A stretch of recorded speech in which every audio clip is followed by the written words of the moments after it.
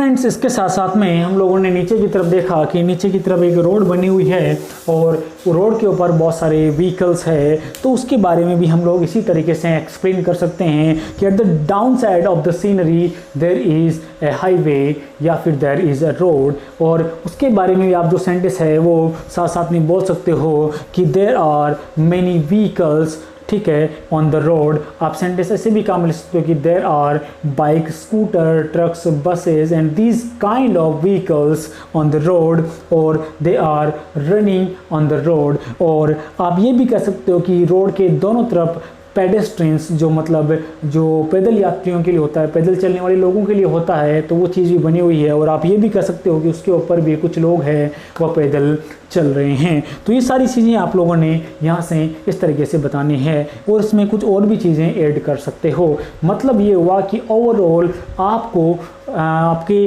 शानदार प्रेजेंटेशन को ये जो टॉपिक है वो बड़ी अच्छे से हेल्प करेगा आपको अच्छा प्रेजेंटेशन बनाने में। स्टार्टिंग में जब पहली बार आप ऐसा प्रेजेंटेशन बनाने की कोशिश करोगे तो हो सकता है कि आप आधी भी चीज़ों को नहीं बोल सकते, क्योंकि इन द बिगिनिंग क्या होता है कि आपके पास में इतना आइडियाज़ नहीं होते हैं। लेकिन बाद में एक बार करने के बाद में आपको समझ में आ जाएगा कि लगातार फ्लुएंटली कंटिन्यूसली बोलना, मतलब ये नहीं कि आप थोड़ी देर रुक गए बाद में बोल रहे हो, लेकिन हमें कंटिन्यूसली बोलना है, ठीक है। तो उस वक्त हमारे पास में आइडियाज़ ख़त्म हो जाते हैं। ये सबसे बड़ी प्रॉब्लम होती है कि हमारे पास में आइडियाज़ नहीं बचते, हम सोच नहीं पाते कि हमें क्या बोलना है।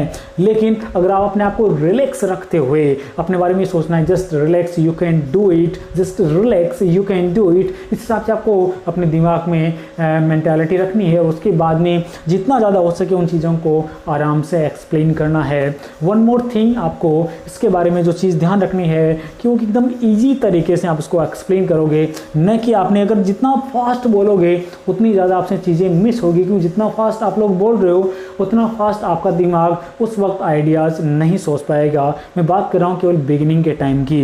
बाद में हो सकता है कि आप ऐसा भी अच्छी तरह से कर सको, लेकिन शुरू में आप लोग अगर फास्ट बोलने की कोशिश करोगे तो फिर आपसे बहुत सारी चीज़ें छूट जाएगी और आपको यूँ लगेगा कि टॉपिक तो पूरा हो गया और आप इसको 2 या 3 मिनट के अंदर ही कंप्लीट कर लोगे। लेकिन इस टॉपिक को आप आराम से लेके ज़्यादा से ज़्यादा चीज़ें इसके अंदर इन्वॉल्व करके और फिर अगर आप बोलने की कोशिश करोगे तो इस टॉपिक को आराम से 30 मिनट्स तक बना सकोगे।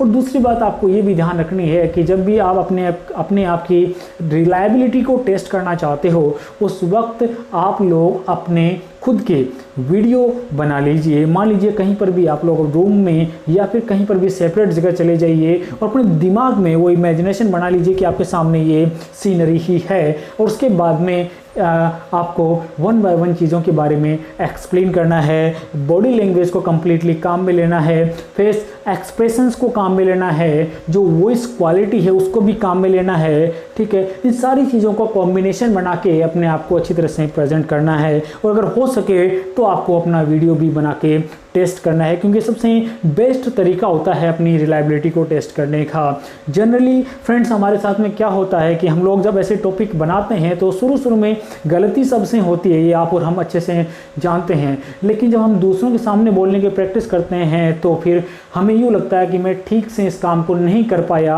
और कई बार ऐसा लगता है कि सामने वाला हमारे ऊपर हंसने ही वाला था, या फिर वो हंसा नहीं बस हंसने ही वाला था, बस मेरा मजाक बनने ही वाला था, या तो बन गया फिर बनने ही वाला था। ऐसे में आप लोग आपका कॉन्फिडेंस लेवल है वो काफ़ी डाउन हो जाएगा। तो इन द बिगिनिंग आप जितना ज़्यादा हो सके अकेले में ये प्रैक्टिस कीजिए, या फिर अपने जो कंपेनियन आपका जो साथी है वो ऐसा लीजिए जो आपको कंप्लीटली सपोर्ट करता हो। हाँ, इन द बिगिनिंग अगर आप किसी भी चीज़ के बारे में गलती करते हो तो कोई दिक्कत नहीं है, आप उसको इग्नोर करके रखिए। ग्रामेटिकली मिस्टेक है तो उसको भी इग्नोर कर लीजिए। या फिर मैं ये कह सकता हूँ कि अगर कोई सेंटेंस उसको आपको नहीं बोलना आ रहा है उस वक्त, और आपका जो स्पीड है, ठीक है, जो बोलने का वो कम हो रहा है, तो कोई दिक्कत नहीं। एक सेंटेंस को आप लोग बीच में हिंदी में बोल दीजिए और फिर वापस कंटिन्यू हो जाइए। एक बार रुक गए तो फिर दोबारा आपसे बीच में स्टार्ट नहीं हो जाएगा। आपको लगेगा कि चलो अब तो ठीक है और हमारा टॉपिक हो गया और चलिए फिनिश करके बैठते हैं। तो फ्रेंड्स, ये जो मैंने आपको टॉपिक बताया है ये आपकी बिगिनिंग में बड़ी अच्छे से हेल्प करेगा। इसी तरीके से मैं आपको 2 या 3 प्रकार की वो सीनरी बना के ज़रूर बताऊँगा कि उनको भी अगर आपको एक्सप्लेन करना है तो किस तरीके से करोगे और उनके अंदर जो एक्स्ट्रा चीज़ें हैं वो क्या क्या डाल सकोगे। तो आप लोग देख पाओगे कि इन वीडियोस के अंदर तो फ्रेंड्स इस तरीके जो चीज़ें होती है ये आपके 1 या 2 बार पढ़ाने से समझ में तो आराम से आ जाएगी, लेकिन जब आप खुद प्रैक्टिस करोगे तब आप उस चीज़ को कितना कर पाओगे, वो चीज़ सबसे इंपॉर्टेंट होती है। ऐसा नहीं कि मैंने आपको बताया और आपको लगा कि यार इतनी आसान सी चीज़ है, ये तो मेरे समझ में आ गई, हमें इसको प्रैक्टिस करने की कोई ज़रूरत नहीं है। तो मैं आपको स्ट्रांगली रिकमेंड करना चाहता हूँ कि आपके भले ही पूरा टॉपिक 100% समझ में आ गया होगा, लेकिन आप उसको 100% तभी मानिए जब आप उसको खुद करके और अच्छी तरीके से सेटिस्फाई हुए हो, तभी आप कह सकते हो कि इस टॉपिक को आपने अच्छे से तैयार कर लिया है। और दूसरी बात ये है कि ये जो टॉपिक है वो इजी है, कोई दिक्कत नहीं, हमें एक बार में समझ में आ रहे हैं, लेकिन इसके साथ साथ में आपको जो एक्स्ट्रा चीज़ें हैं जैसे कि मैंने यहाँ पे बताया it's all about left side या फिर I want to tell you in details, ऐसे जो सेंटेंस मैंने आपको कहा है कि बीच बीच में आपको साथ साथ में शामिल करने हैं, उन सेंटेंसेस को ज़्यादा से ज़्यादा शामिल करना जरूरी है।